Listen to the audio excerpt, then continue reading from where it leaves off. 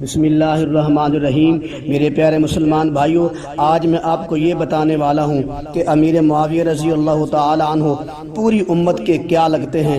توجہ فرمائیں، امیر معاویہ رضی اللہ تعالی عنہ رشتہ داری کے لحاظ سے پوری امت کے ماموں لگتے ہیں، کیونکہ امیر معاویہ رضی اللہ عنہ کی چھوٹی بہن ام حبیبہ رضی اللہ تعالی عنہ نبی کریم صلی اللہ علیہ وسلم کی بیوی تھی۔ نبی امت کا باپ ہوتا ہے، نبی کی بیوی امت کی ماں ہوتی ہے، اور ماں کا بھائی ماموں ہوتا ہے۔ ام حبیبہ رضی اللہ تعالی عنہ نبی کریم صلی اللہ علیہ وسلم کی بیوی ہونے کے ناطے امت کی ماں بن گئی، اور امیر معاویہ رضی اللہ عنہ ام حبیبہ رضی اللہ عنہ کا بھائی ہونے کی نسبت سے امت کا ماموں بن گیا۔